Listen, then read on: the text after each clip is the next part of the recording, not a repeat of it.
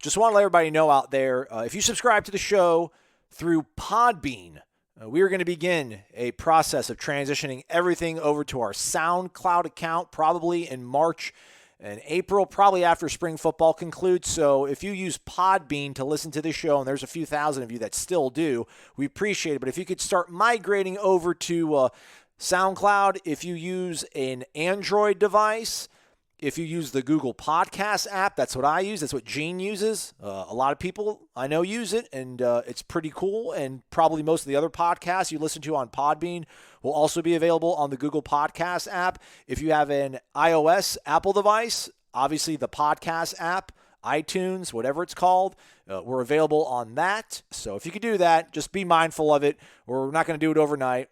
March, April-ish. Let's go. From Tally to Cali, It's time to wake up. wake up, wake up. WarChant.com is your ultimate Seminole sports source. and this is Wake Up War Chant, presented by Zaxby's Now here's WarChant.com's Aslan Hajavandi. and Corey Clark.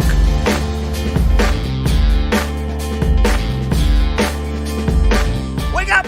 What's up, everybody? It's Wake Up War Chant presented by Zaxby's. I'm Aslan. He is Corey S. Clark, senior writer for WarChant.com. If you use the promo code NSD 3-for-1, I think it's still going on.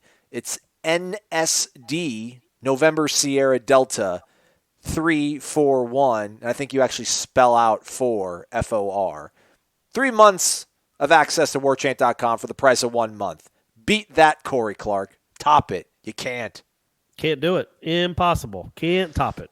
No. And then we are proudly presented to you by our good friends over at Zaxby's. Try out that Caribbean jerk chicken sandwich as well as the boneless wings. Speaking of which, I think Nick Snyder was his name, gave us a shout out on the Twitter machine as I'm scrambling, which I'm never good at having this stuff ready on the go. But apparently he's discovered the joy that is Zaxby's, as well as he says in his tweet, "Today, while enjoying my Caribbean jerk wings and things, I discovered that strawberry Dr. Pepper was a thing, and it works. Hashtag Zaxby's." Yeah, they can make any confection you can think of when it comes to soda pop in those machines, those freestyle machines. There's a strawberry Dr. Pepper, or did he combine like a strawberry drink with Dr. Pepper? Maybe there I'm a Sprite guy. I just like Sprite. Which, like, long story short, apparently Sprite was geared for the African-American community, apparently. I did not know this. I love Sprite. It's delicious. I'm fine with Sierra Mist as well. But, like, What makes you say that? Why do you say that? There's literally articles that, like African-American lifestyle magazines that talk about how, like, Sprite was, in the 90s, started becoming geared to the urban community, if you will. All right. I don't know. It just, I don't know. And the ties with the NBA and stuff, I guess, were kind of hints of it. I don't know. I've always liked Sprite. I'm a Coca-Cola guy for certain things, but most of the time I'm Sprite. It's clean, it's crisp, it's good on the palate. But when you hit Sprite on that freestyle machine, my goodness, there's like 10 options. There's cherry Sprite, like lemonade Sprite. There's orange Sprite. It's just every variation you could possibly think of. So I would assume when you hit Dr. Pepper, it probably has some of these exotic combinations. Yeah, that's true. When I get I'll hit the Coke button or the Diet Coke button, you'll see like a raspberry Coke, and I'm like, what in the world, a raspberry Coke? Yeah. You just wouldn't think that. Who would think to combine the two? Like, who really likes raspberries? Like, I'm not saying you'll eat a raspberry if it's in front of you, but are you going to go out of your way to get raspberries? Have you ever done that in your life? No. Yeah. No, I guarantee you nobody listening to this has ever been like, you know what? Today I just need a good raspberry or two. It's not how life works. Raspberries are they're like the I was going to say like cantaloupe, but I think people do like cantaloupe for like breakfast. At least. I like raspberry. I thought you were just talking about it's not a thing that people like. I don't run out to the store and grab raspberry, but I like raspberry flavored things. Right, but what I'm saying is I think people do go out and buy cantaloupe specifically. Okay. I think most people, if a raspberry's in front of them, they'll be like, I guess I'll put this in my mouth. But cantaloupe people actually go out and buy. But raspberries, come on, man. Ain't nobody it's like the third cousin of a strawberry. It's like the uglier sister of a strawberry. Whoa, well, that's about the uglier brother. How about the uglier brother? Uglier brother. Yeah, uglier sibling. Let's put it that way. There we go. Yeah, nice. Nobody wants to hang with a raspberry when you can eat a strawberry. Look at that. We just gender neutralized it. I Sure. avoided possibly tripping over myself talking about Sprite, and it's What a it's wonderful tied. start. Here we go, man. Can't get any possibly worse than we just did for the first 4 minutes of the show. What was a good thing, though, I think overall, it was a home run, according to head football coach Mike Norvell, was this signing class that got wrapped up on Wednesday. We're not going to have Michael on the show because it's a Renegade Express edition, and we're going to do questions from all y'all, so it'll take probably about a good hour. But go on the premium recruiting board, use that promo code I already told you about to tap into what he has to say about it. But, I don't know how much of it is just trying to make the best of things here, but he sold me. He seemed really excited, Mike Norvell, and a lot of the assistant coaches that we spoke to in terms of the players they got. I think Kenny Dillingham said they're not star chasers. They want football players. So I don't know if that's like a genuine thing. Like, are they always going to go for these under the radar, diamonds in the rough, chip on the shoulder kind of guys? But they talked very glowingly about this recruiting class, and I'll pull up and see where they're ranked currently. But did you feel the palpable, sincere enthusiasm these coaches had for what they brought in? I guess it's hard to say because, like you said, they're really not star chasers, but are they going to turn down 5-star kids? Like, if you had your druthers, you want the guys that are ranked higher than the ones that aren't. What you can't do, and what I think Florida State did earlier in the century, like from 01 to 06, was they kind of did just look at those star rankings and recruit maybe a little bit more off those lists than maybe guys that could actually play. I don't think they trusted their evaluation skills. I do think that these guys, this coaching staff, does trust their evaluation skills, and I think they're going to like who they like. And then if they happen to be a 5-star, great, but we think he's a really good player. At the same time, man, I even heard Nick Saban talking about star rankings on an interview when I was driving back up to Buford about he's like, look, I think he said our star ranking average was the highest in the country, our average star ranking. He's like, so the kids we wanted and the kids we went after, we got. It's like, man, Nick Saban even knows that stat. Like, even Nick Saban knows about star ranking average. So it all matters to these guys to a certain extent. Just like it mattered to Jimbo to have the number 1 class in the country in 11. Like, that mattered to them. They can say it doesn't, but it does matter. You just don't want them to be, solid in their principles and who they're recruiting. Not like good kids, bad kids, but like, if you think a kid is awesome, like Jimbo thought Devontae Freeman was great. And Devontae Freeman had 0 stars by his name when he recruited him. Then he turned into a 4-star kid when he ran for a gazillion yards his senior year.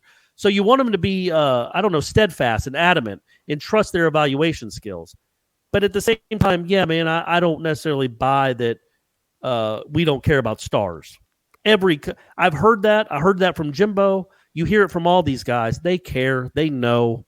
It's not gonna deflate them if they get a quote unquote just a bunch of 3 stars. But of course they'd like to have a few 4 and 5-star kids. Of course they would. Yeah. I agree. Well said on all that. As we record this program, Florida State is ranked 19th in the nation by total score points. Each of these players is assigned a point value based on how highly regarded they are. So they're 19th in that metric, and they're also 19th in terms of actually, no, they're not. That doesn't sort it, though, by numerically. So you can sort it by the average star number, but then it doesn't show you actually like how it lines up. Alabama is 1. If you want to sit here with me as I count down, 2, 3, 4, 5, 6, 7, 8, 9, 10, 11, 12, okay. He's counting 15, everyone. 16, 17, Everyone is 18, counting. He's still counting. Looks like they're That's not a great 21. sign. They're 21st, It looks like, in my quick math. 21st in terms of average star rating.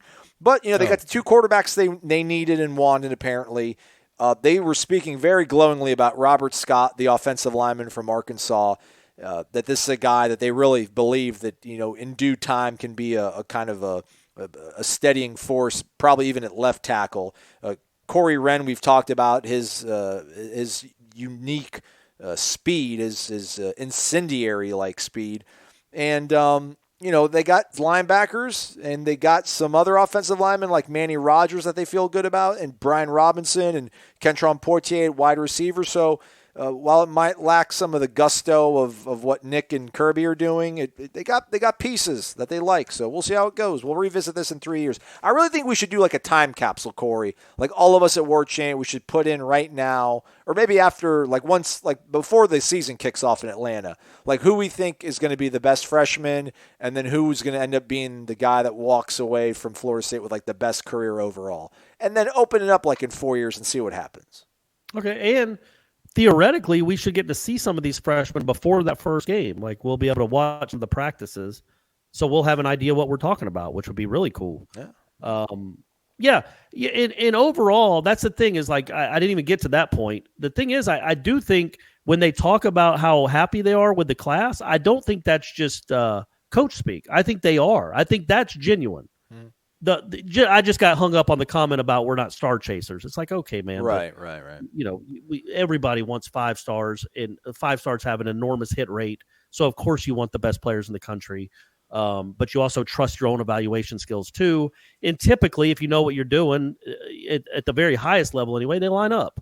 But as far as the class with this itself, depending on, again, going to what they had going against them. And I think this has to be said and said a lot. We all look at what Willie did his first year when I think he landed the 10th class in the country, and he had like whatever he had. He had the job for a week and a half, and he was able to land the number 10 job in the number 10 class in the country.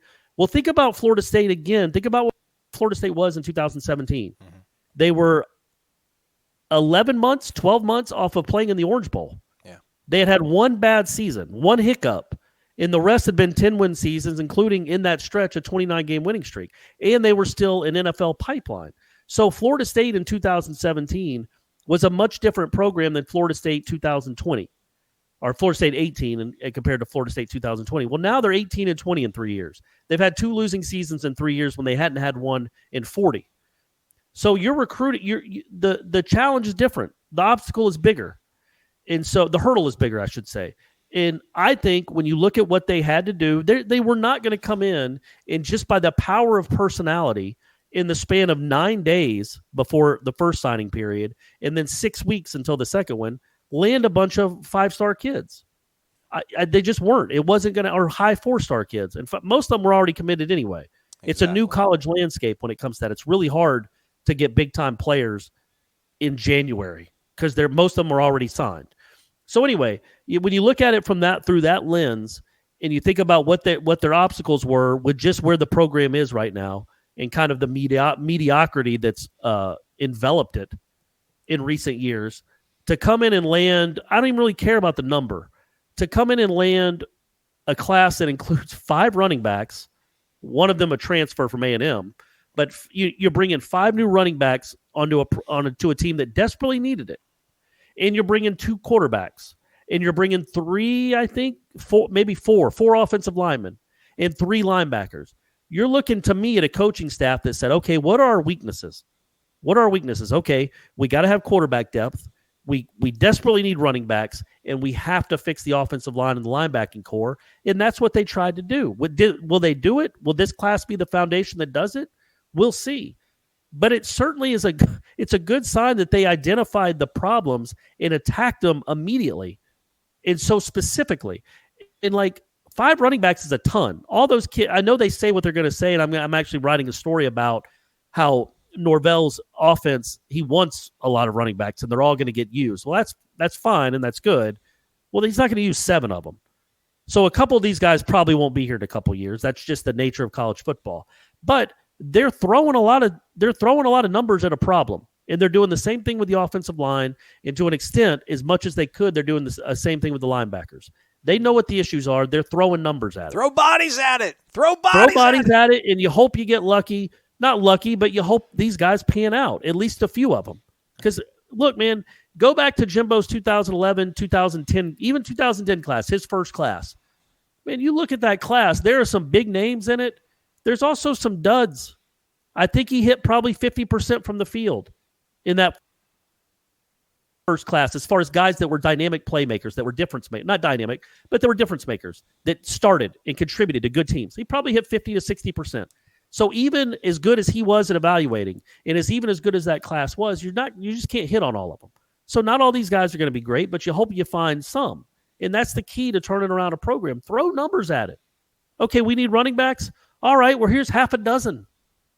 One of these guys has to be able to play. We need linemen. Okay, well, here's 4 or 5 of them. Hopefully 2 of these guys can play. And that's how, to me, you build a program and you build a roster. And it's a good sign. And again, I know we do this a lot, and I always qualify it by saying I don't want to do this. I don't want to pick on the old guy. But Florida State's been in desperate need of a quarterback for 3 years, and they didn't attack that at all. They didn't throw any numbers at it. They tried to use smoke and mirrors and who knows what, voodoo dolls. I don't know what they were using to try to get quarterbacks, but it didn't work. But this guy, he sees a problem, need quarterbacks, need running backs. Okay, here's 2 quarterbacks, and here's 5 running backs. That, to me, at least shows that they had a vision. They had a plan. They had an idea what they wanted to do with the roster, and they stuck with it, and they made it happen. They made it a reality. So in that regard, he did what he could, and I think it's a good class because it did meet the needs. But we'll see how good a class it is in 3 years, just like we do with all these things.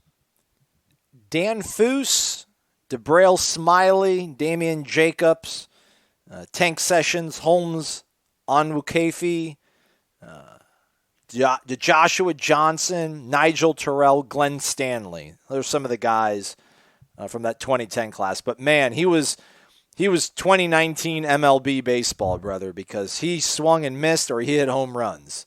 And you know the difference, obviously, what Jimbo had going for him, obviously, and we all know this. I shouldn't have to say it. I really don't, but I'm going to just to hear myself talk. He's the GOAT. He had been there.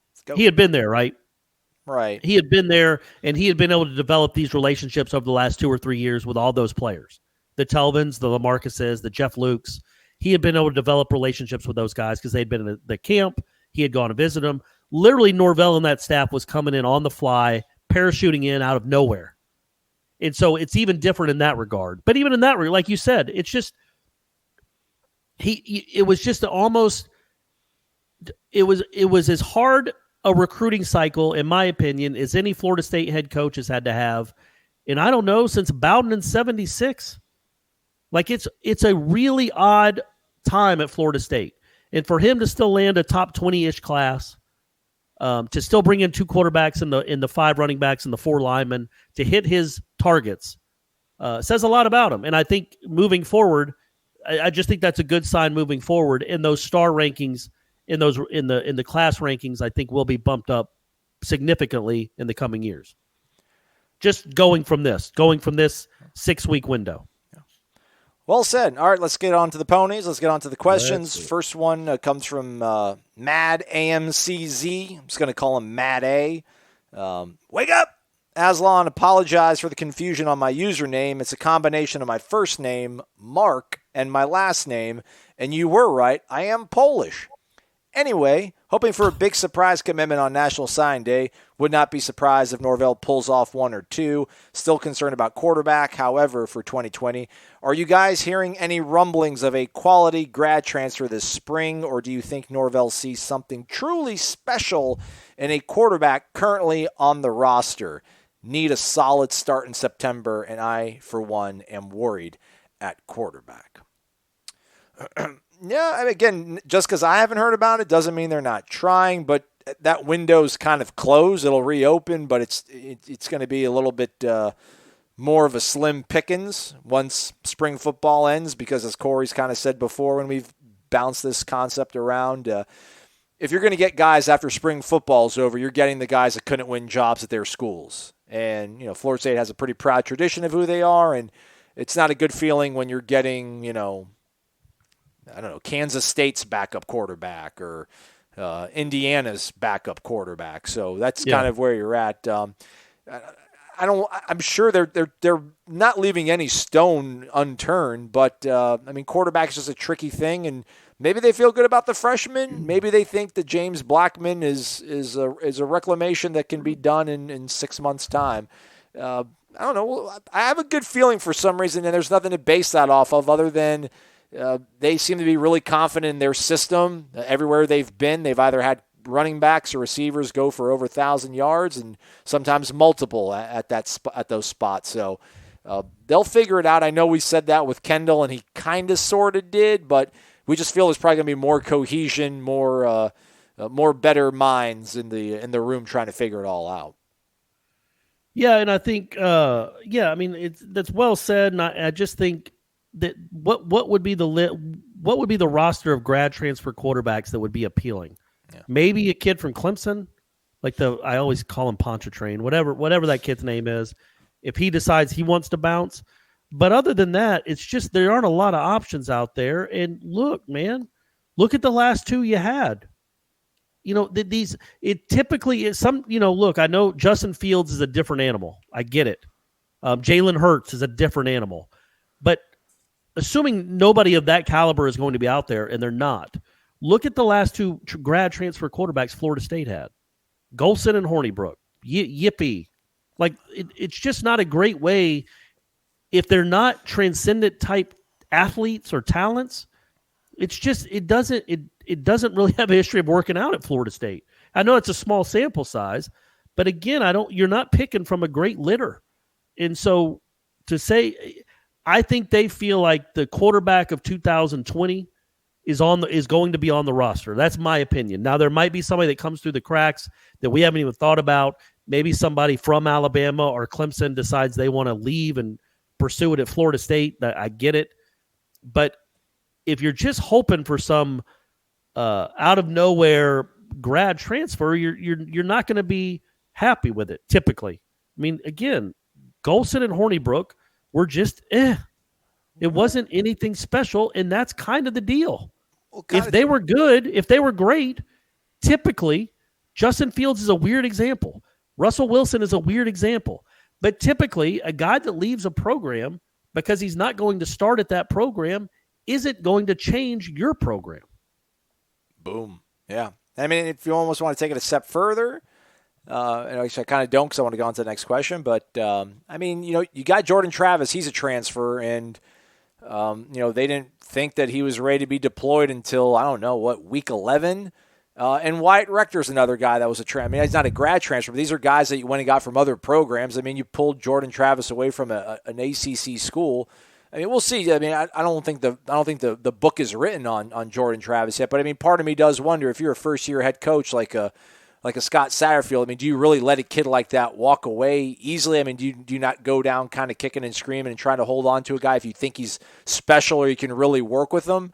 I don't know if Jordan was just so over Louisville that it didn't matter, but there's even a little bit of, careful what you're getting here. I mean, there might be more than meets the eye sort of a thing, but yeah, I mean, there's 3 or 4 guys probably every year that are good enough to make you better than what you were, but they swung on them. Some of them maybe we're thinking they probably did try to get Brady White convinced to come here and follow as coach for Memphis, and that didn't work out. So go with what you have. Sure. FSU Fogel, longtime listener, first time on the Express. With D'Antonio resigning at Michigan State, do you think they would make a run at Pat Narduzzi and really soften up the Pitt game for us? Man, that'd be nice. But I think I'm not sure when that question was asked, but I do know that the AD was asked about it, and she said it was funny. She said she had a talk with Narduzzi that night. So D'Antonio quit or retired on Tuesday. And then on Tuesday night, she said she had a long talk with Narduzzi. And then somebody asked her, do you feel like he's going to stay then? And she said yes. Yeah. So she seemed confident that Narduzzi would stay. I guess we'll see how that goes. ADs have certainly been wrong before. But yeah, that would certainly hurt Pitt if they lost their head coach in February already after signing day. I think even Narduzzi, the question was asked on Tuesday morning, early morning, 7 o'clock, which, what are you doing? Sleep, but you're probably working like a grown-up. Wake up! And I think Narduzzi even came out and said that, he's happy at Pitt and doesn't want to leave. So, I mean. All right, well, there you go. We'll see how that all ends up shaking out. But I think Luke Fickell's another guy they're talking about, might be interested in that Michigan State job, but I think he even came out and said that he hasn't talked to anybody at Michigan State other than D'Antonio here in the last, few months or whatever. So, but then again, you can have agents talking to people. So that would be nice if he did leave, soften up that Pitt game. But hey, man, come on. Maybe Florida State. you think Dabo's looking for a new challenge? Maybe, get East Lansing's really pretty in November and December. He might want to go there and just, win at a place that hasn't won anything since, I don't know, 66. I think they won the national championship in 66. So maybe Dabo will go there, or Saban will go back home. Yeah. He would look good in green. Either of those guys would look good in green. Yeah. Go up there. Maxwell Gibbs. All right, we didn't lose his patronage. Thank goodness. Gentlemen, let's be transparent. Recruiting is fun to talk about. But what would you say makes you the most uncomfortable about recruiting?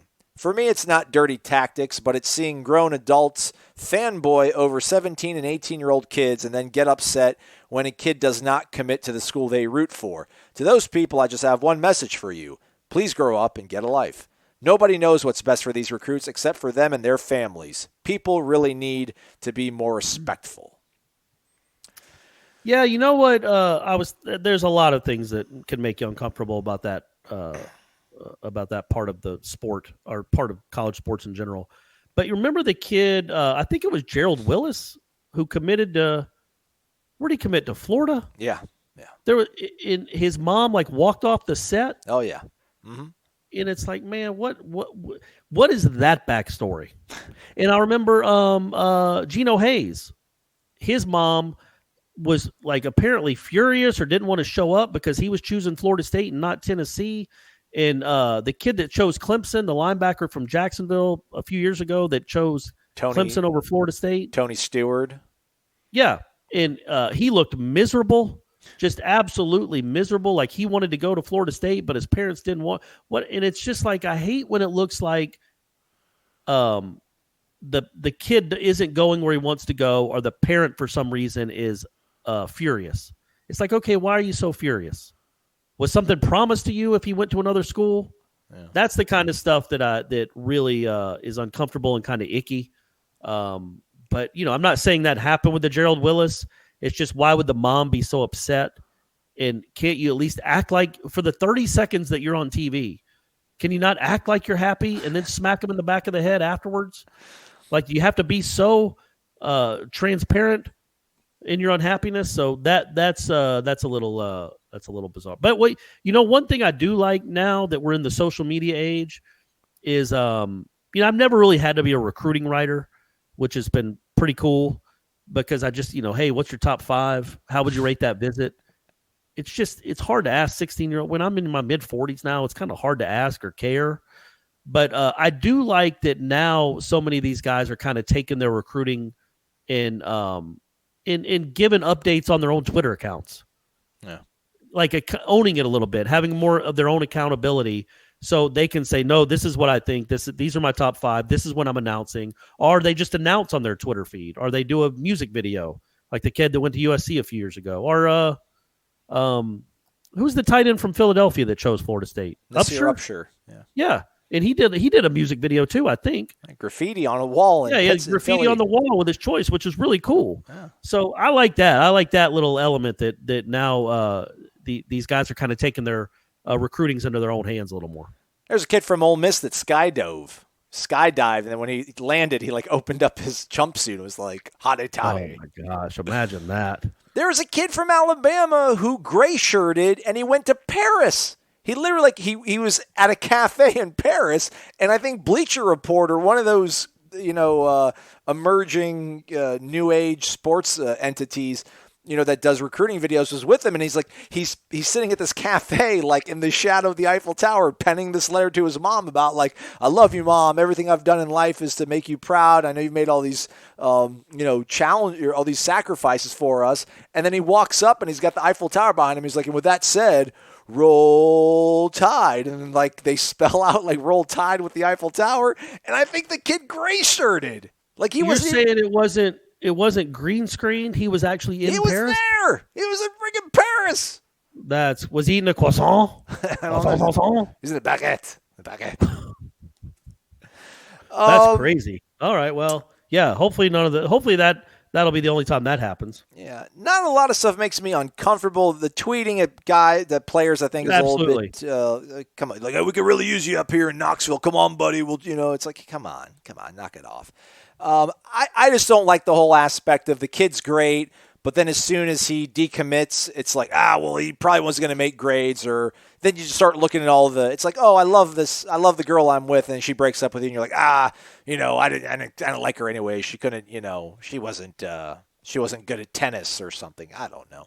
I wanted to say something else, but it's 2020, and you can't say a lot of things these days. So you said tennis. Yeah, keep it moving. Yeah.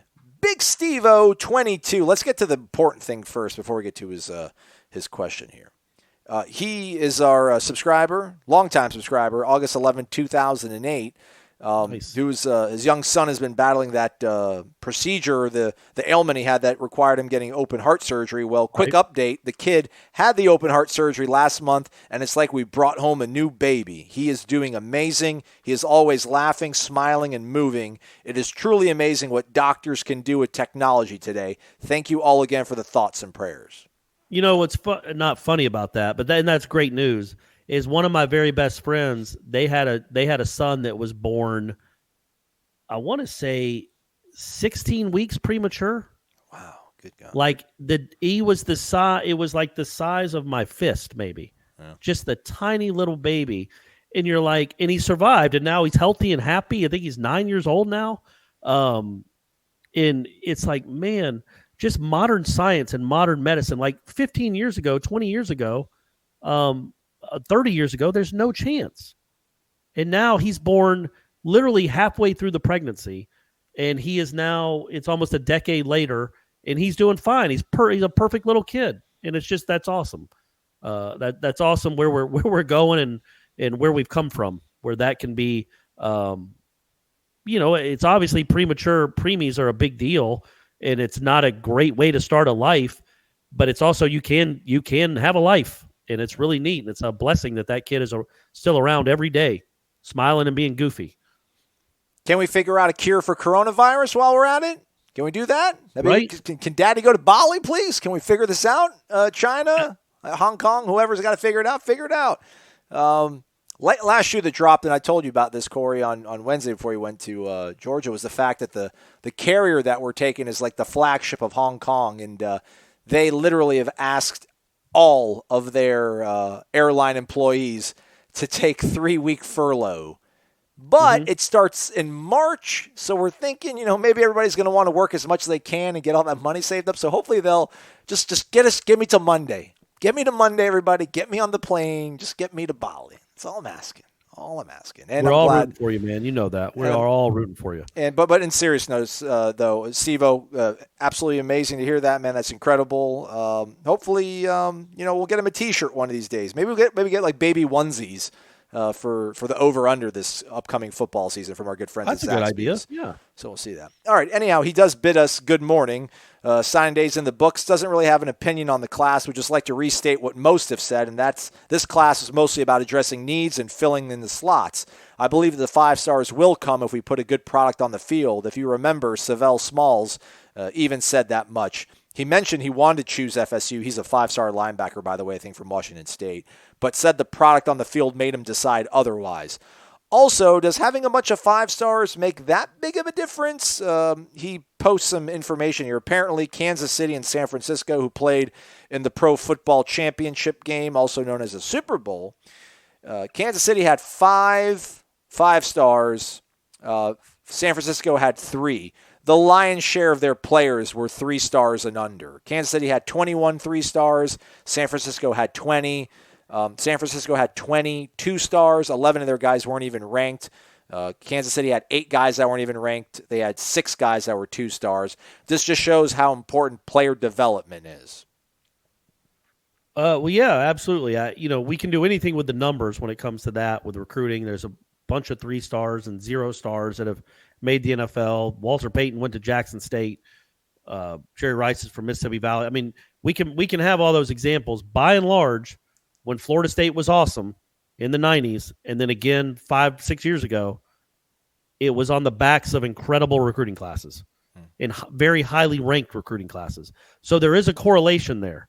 yes, there are 3 and 4 stars that can play like All-Americans, but the higher ranked your class is, typically, it's not a hard fast rule, but typically the higher ranked class you have and the higher ranked player you are, the better you are.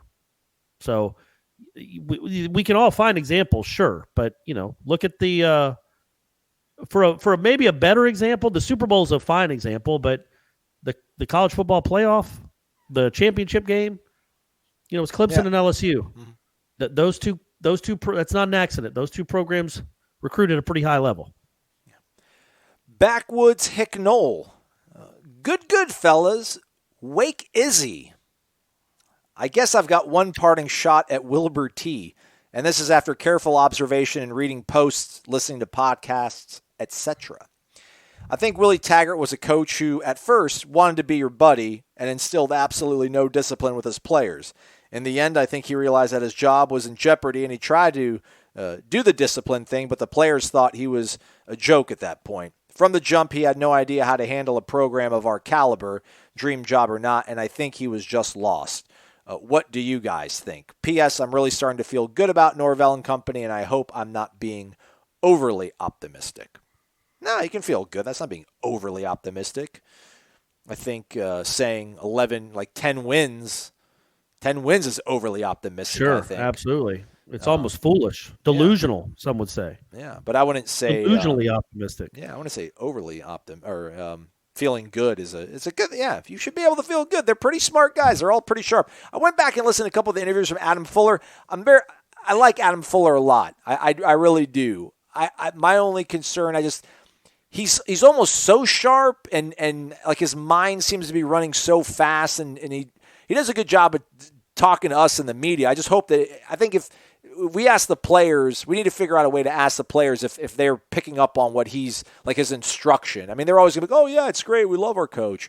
But like if he's able to concisely communicate the concept to these guys and it sort of clicks, I think he has like the tactician mind and the acumen to be able to scheme up some good stuff. And I just think like he's just so blue collar and no frills that it's going to play really well in a defensive meeting room. So I'm sold on him. Well, I shouldn't say sold. I'm optimistic on him. I may be overly optimistic on him. Backwoods Hicknoll. I don't really have any comment on Taggart and was he your buddy? Was it the discipline? Was it this? Was it that? I don't know. Apparently, did you see this? Apparently, Gene, I guess, was posting something about they missed a couple walkthroughs. A subscriber said that apparently they stayed at a hotel at one of the away games as was pretty far away from the campus because apparently they didn't book their hotel accommodations early enough. Those things are out there, which is, I don't know how much of it's uncorroborated, but yeah, I mean, I'm not. I don't want to pretend. One of those was I think one of those was the Notre Dame game. Yeah, and it's like, man, they could have had tents on the field. They could have slept in the locker rooms. It was not going to matter. They could have had a million walkthroughs. They could have walked through while the band was on it wasn't going to matter. Yeah. Which again is an indictment. But yeah, we don't need to rehash the Taggart stuff. I think if he comes to Florida State in 2014, I don't necessarily think that he torpedoes the program. I think he has a lot of strengths and a lot of qualities that maybe could have kept the program up and running and certainly recruiting at a very high level. I think there's a chance that could have happened. I just don't think that he came at a time where it wasn't just keeping the program running smoothly. It was having to rebuild it. And, he for whatever reason, it didn't take. But, hey, he signed a quarterback. Did you see that? Yeah. Yeah. Apparently they got the same last name. I don't know if they're related or not. I think they are, yeah. Could you imagine that, though? You don't do a walkthrough, and then the very first play from scrimmage, you throw a pick six? Because that's what happened, right? Or at least it was at least an interception. It was an interception. I don't think it was a pick six, but yeah. Well, hey, man, what are you going to do? That stuff will just put all sorts of confidence in you. Here we go. Maybe one of the best poster names out there, Ira Brofell. Greetings, gentlemen. Curious if either of you have had a pick for top newcomer or breakout player for 2020. I know this is somewhat of a blind pick considering it's February and we haven't even been able to see spring practice. Quickly to note, I'm also on board with Corey's take that Patrick Williams will see significant minutes down the stretch. I've thought all year that they needed someone to step into Cabangeli's role of undersized center that can rebound, protect the rim, and switch 1 to 5 effectively. Thanks for everything you guys do. I'm going to say, I don't know how to pronounce the kid's name. Is it Toafili? Toafili? Yeah. Only because we obviously know how important running backs are to them, and that he was the very first person he called when he got the Florida State job. Like, that was priority number one. And so I just trust that Norvell, and I'm sure Dillingham probably had something to do there too, although he wasn't officially a member of the staff. I think they see something in this kid. They know how important he would be and how good he is. So I foresee him having a good freshman season. Dillingham actually recruited him at Auburn. He said that was one of the first guys he called when he got the job at Florida State. He was like, yo, dude, I'm going to be able to actually coach you. This is awesome.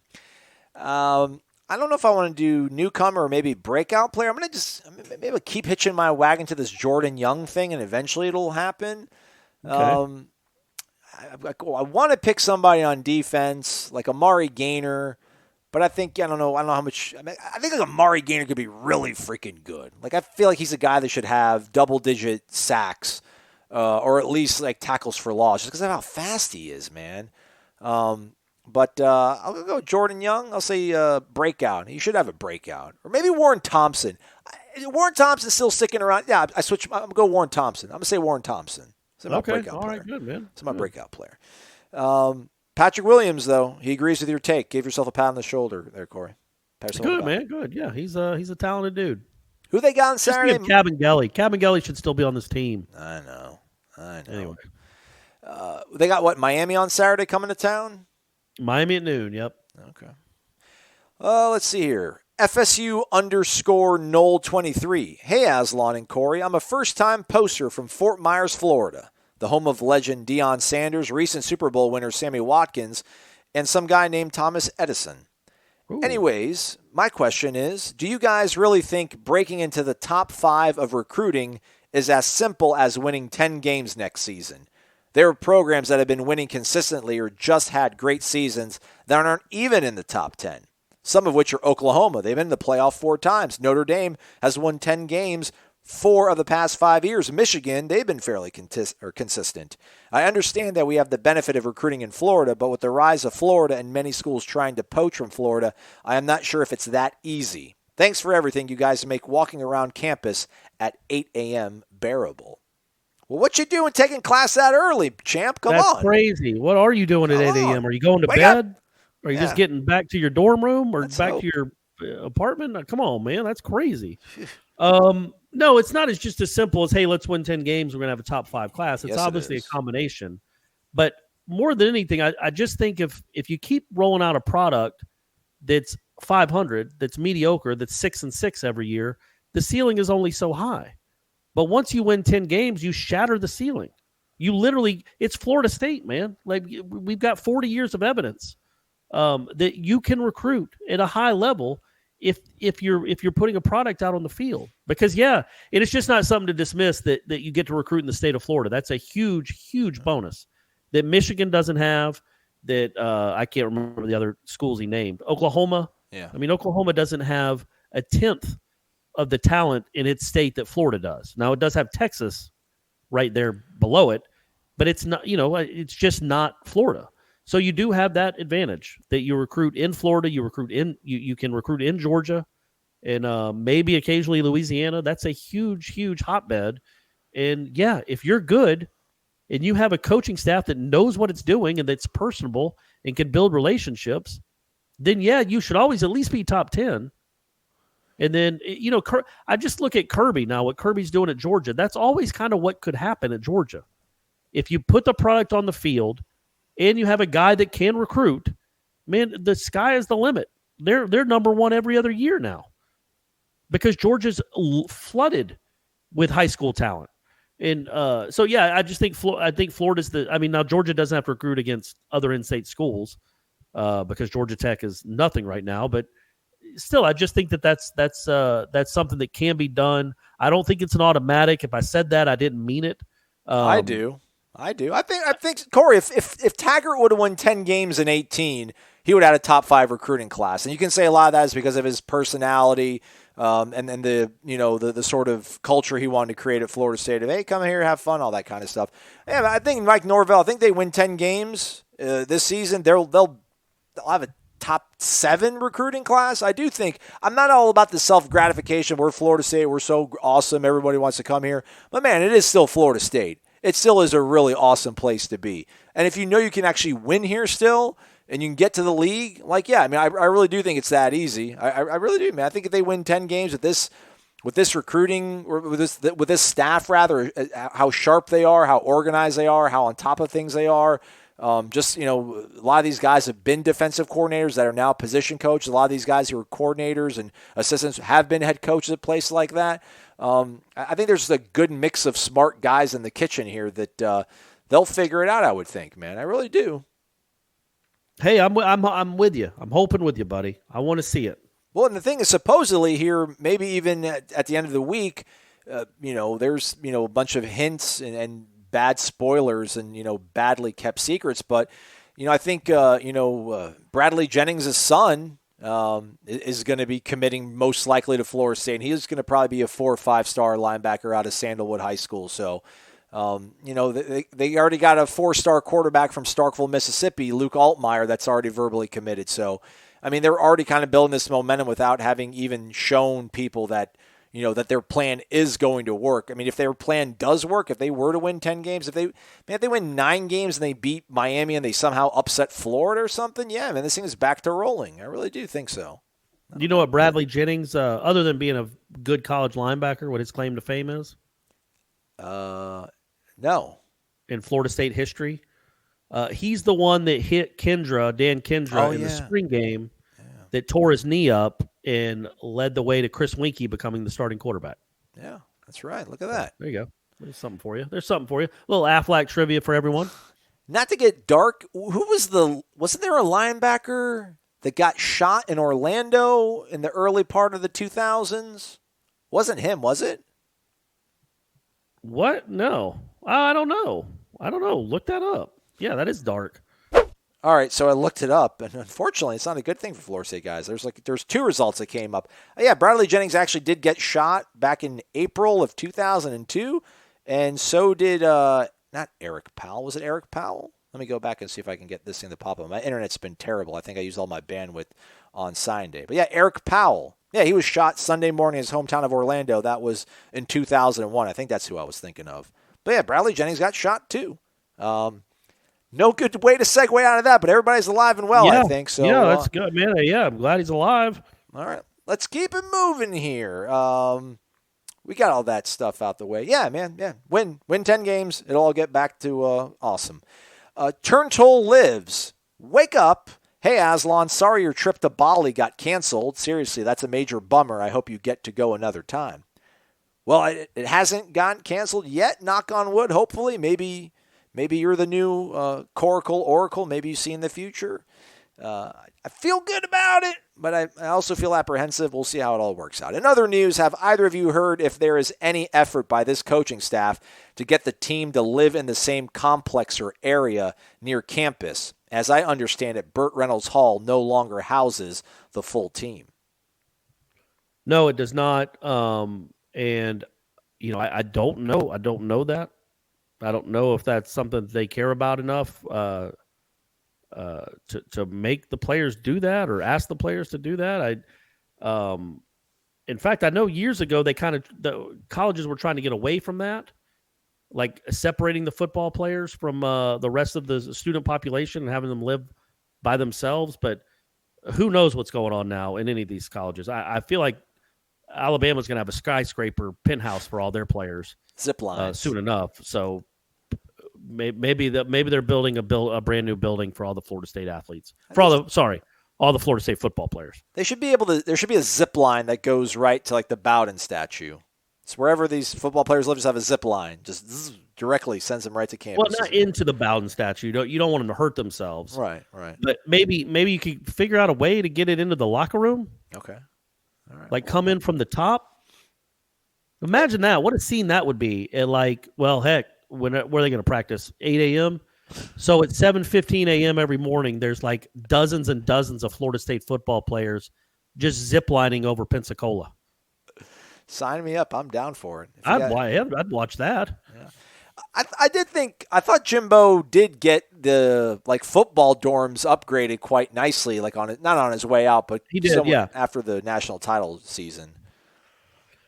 He did. I just don't know that all 100 of them lived there. Right. Well, you know what I mean? I don't know what the living. We could go back and you could ask Ira. You could phone a friend and ask Ira. But yeah, I don't know that all 100 of the football players live in the same complex. I'll try to find that out for you, Toronto lives. I would call Ira, but it's late and our guy's sick, man. He's playing hurt. That's true.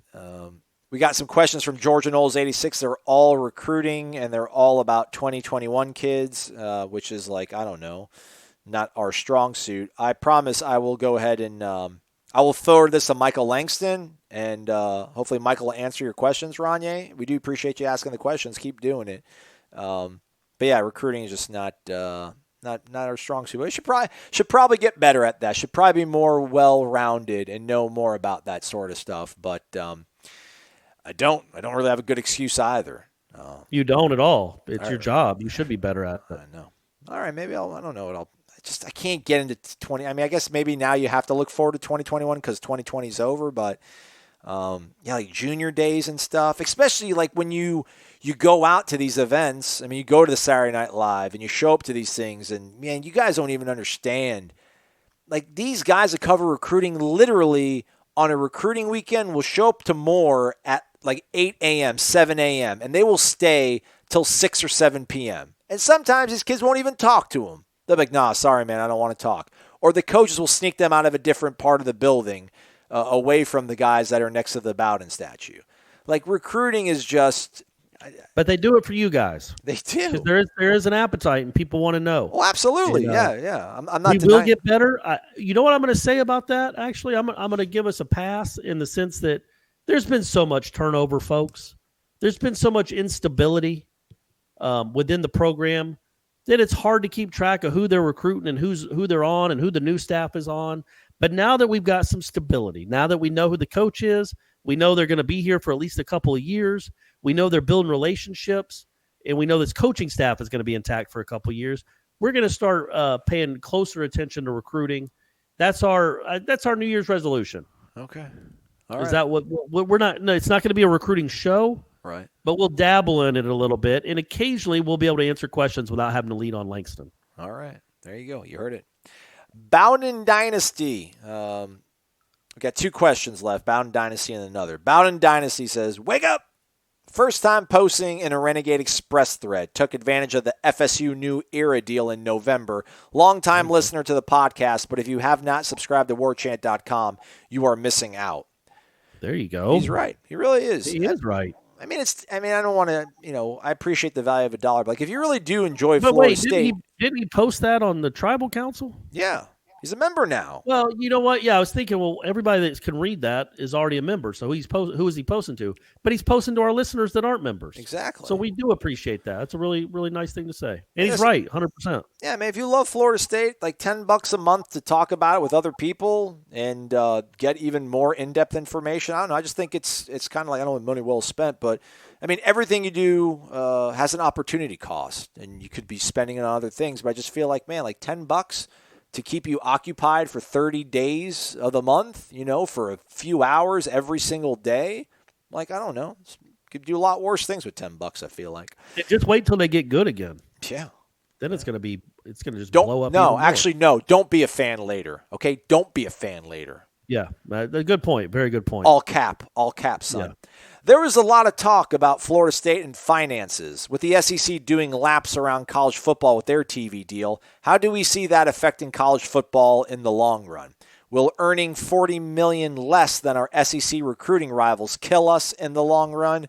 I would probably say so. As the NFL, NBA, and MLB are attempting to expand past the United States and have a bigger presence globally, it seems like college football is shrinking to just one dominant region. That cannot be good for the future of the sport. I agree. No, it definitely isn't. It's sad, man. It's sad. If you're a Pac-12 school, you got no shot. Yeah, That's Big sad, 12. kind of. Pac-12, you're at such a decided disadvantage. I don't think Florida State's at that decided disadvantage right now. Yeah, no.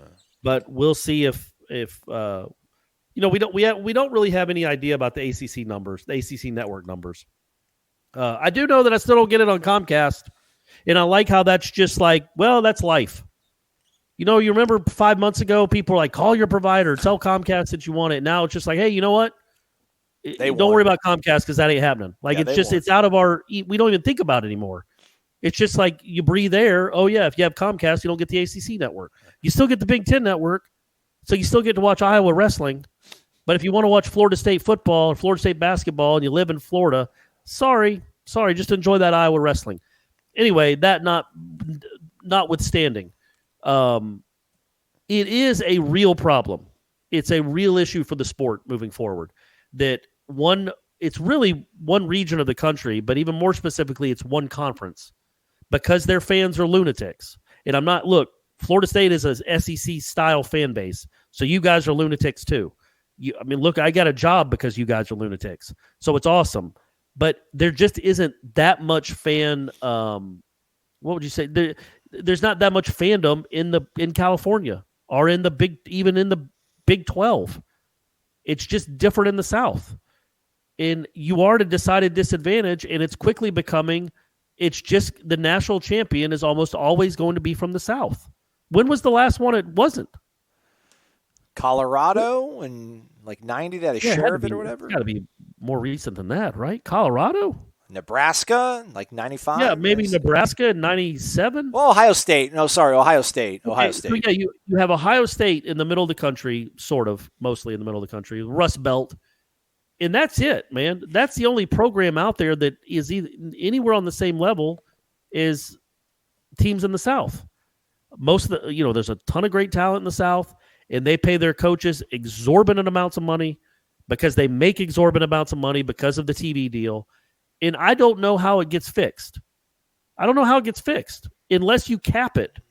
And we live in a free market capitalistic society, where I don't know that you can cap it. But if they don't, the distance, the gap, it's just going to widen. It's already kind of ridiculous now, but just wait another 10 years. And it might be untenable at that point. It might be where you can't ever get back. And to me, it's just a shame, overall. I just think that what makes the NBA, what makes the NFL so unique, in my opinion, is that, there's a chance next year the Falcons might be 12-4. I don't know. Yeah. They all work under the same guidelines. They all have the same restrictions. You have a certain amount of money to spend. Do with it what you can. College football, Alabama's paying their coaching staff probably $22-25 million at least a year when you add it all up, including all the quality control guys. What's I don't know, Washington State paying their guys? Yeah. 10, and that's $12 million a year. So you go over the course of a decade, that means Alabama has spent over $100 million more than you have on their product. So of course you can't compete. And now it's becoming, what's scary is now it's becoming that way even with like Alabama and Florida State. And Florida State is a power, and they can't come close to competing with this. And I wish there was a way to figure it out, but unless they get a czar or a commissioner, it's just kind of how it is. And you got to hope that the ACC network really takes off, or the SEC network implodes and all the schools end up on probation. Other than that, I don't know how you catch up. That said, it doesn't mean that Florida State can't compete at that high level. It just makes it harder. You gotta be like almost like a capologist or you gotta be like an analytics guy, like Moneyball. Yeah. To try to compete. You got to be the Oakland A's. It's like 80% of the country is the Oakland A's, and there's these 10 schools in the South that are the Yankees and the Dodgers, and that you got to figure out a way to compete with them somehow. How you going to trade Mookie Betts?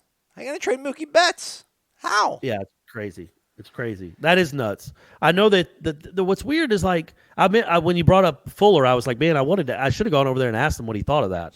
I don't know if he's a baseball fan. I assume he is. He's from Boston. I wanted to ask him what he thought about that trade. But yeah, you're trading like one of the top 5 players in baseball. Yeah. Because he's going to be a free agent next year.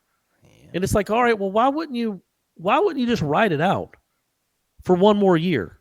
And if you can't afford him, you can't afford him, but you don't punt on the season. Because it's not like they got incredible players for him. They didn't get I don't even think they got like the Dodgers' top 2 or 3 prospects weren't a part of that. And they went and sent like tens of $1 million to the Dodgers to take on the Price salary. So the Dodgers got like a number 3 starter, maybe the best outfielder in the National League now, and they didn't have to give up any of their top prospects, and they got money on top of it. Weird. Hey, and I love it too, by the way, because I hate Red Sox fans. Indeed. No offense to any of the fine folks that are listening that are Red Sox fans, but I do think it's kind of funny. Yeah, I mean, I think it's bizarre. Yeah, I mean, I do think it's it's the uncomfortable topic at the dinner table is the fact that there's a huge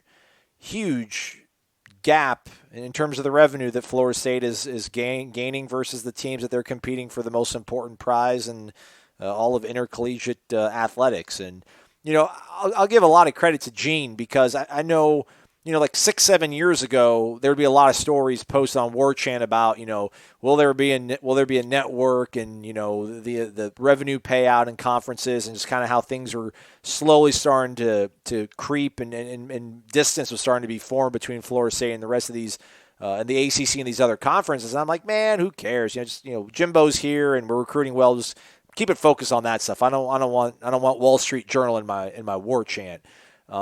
But yeah, man, and here we are. Like those chickens are going to come home to roost sooner than later.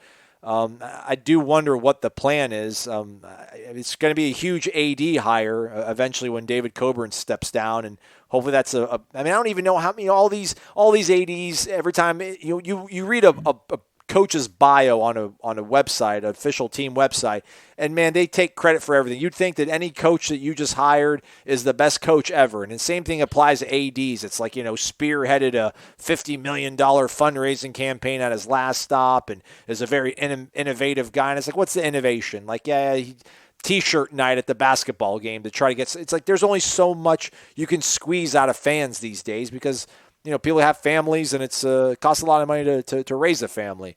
But I guess the hope is that once the ESPN contract with Comcast starts winding down, the ACC will then get bundled into these packages, and then they'll have to carry it. And then that's a whole, I don't know, whatever tens of millions of people that have Comcast will start having to pay 70 cents or $1 or whatever it's going to be, and that's going to go towards helping Florida State and the ACC kind of catch up. But it feels like it does feel like they're so far behind. I don't know how you catch up, but like I don't want to think about it that much. But you kind of start having to, and this comes back to the whole like the football only facility. I mean, how long have we been talking about it at Florida State? Like Florida's got it all mapped out. Like Florida's got it.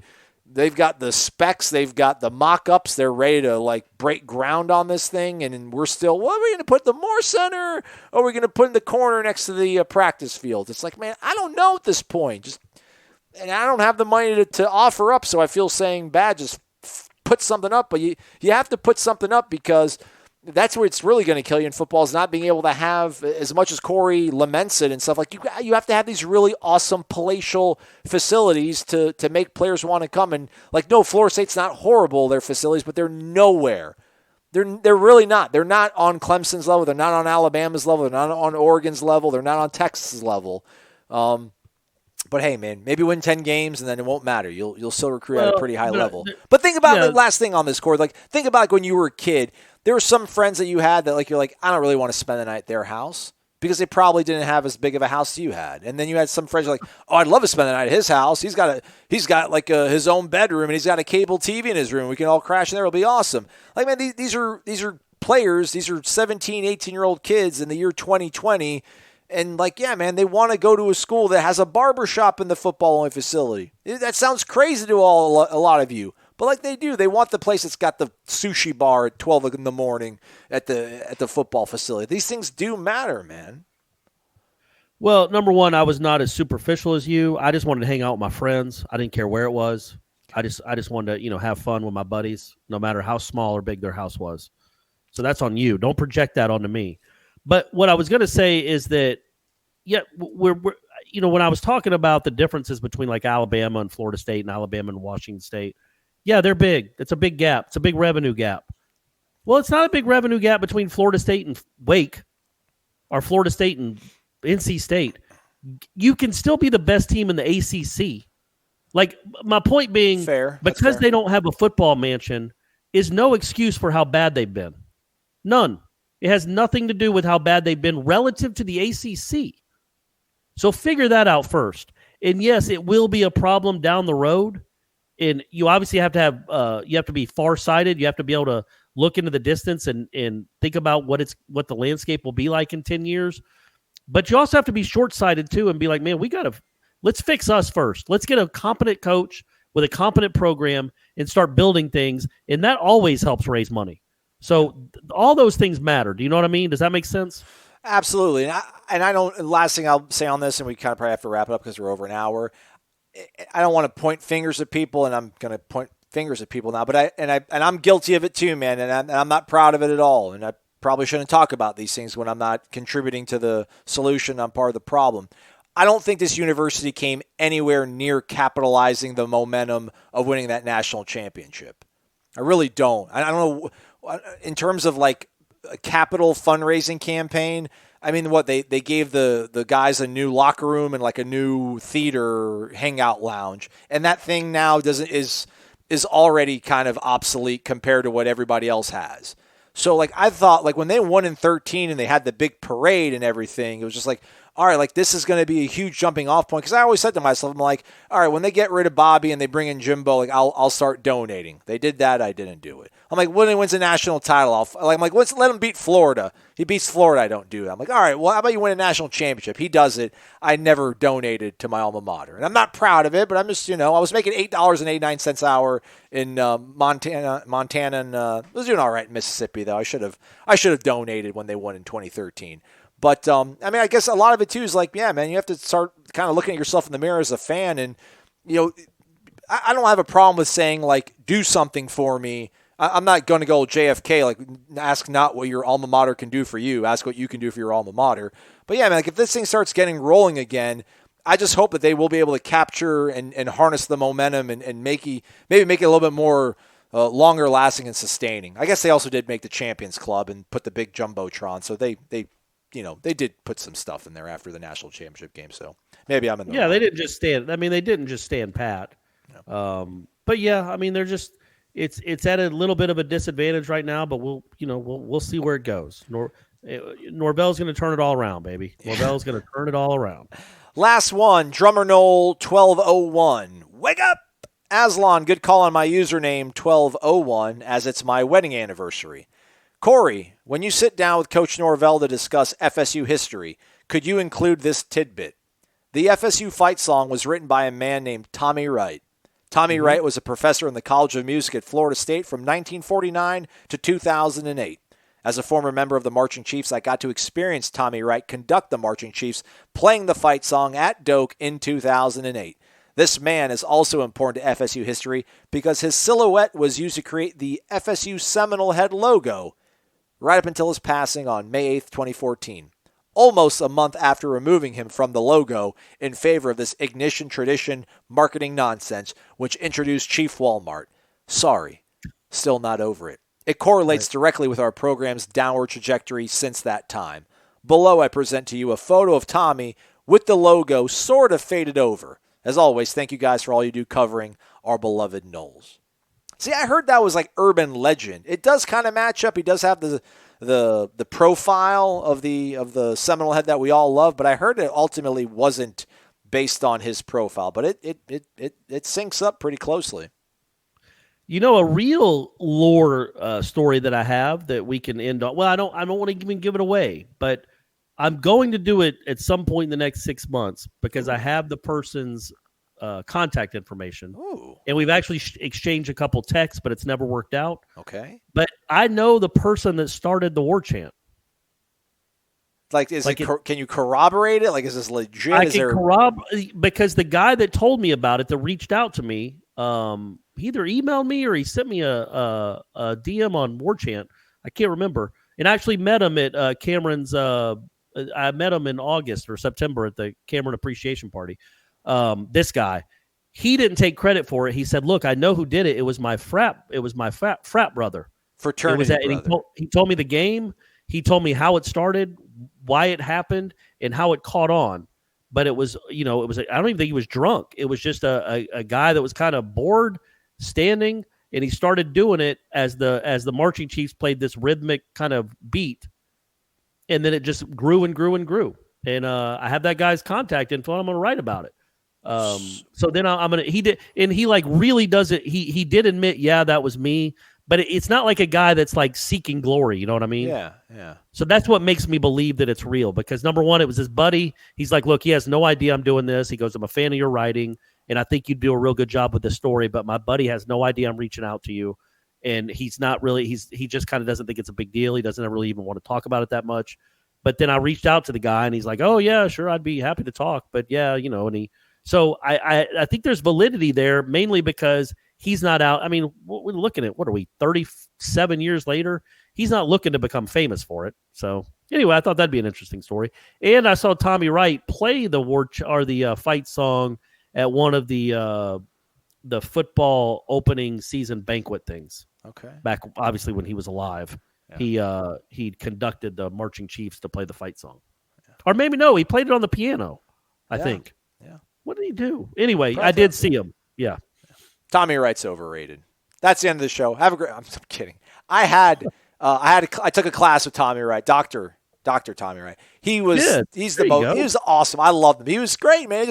He had like a TA that kind of kept everything running on time, and he would just kind of scooter on in there. And then he would just sit at the piano and he would just serenade us, man. He would just bust out everything, play it like he was some 18-year-old hot shot. I mean, he still had the touch. This was like 2003 or so. I had a class with him. It was amazing. I loved it. It was fantastic. And that was the whole lure too, was like, oh man, like this guy, he not only wrote the fight song, but like his likeness is the freaking Seminole logo that's on your shirt. And I can't say that these days because the logo is different on Chief Walmart. Sure.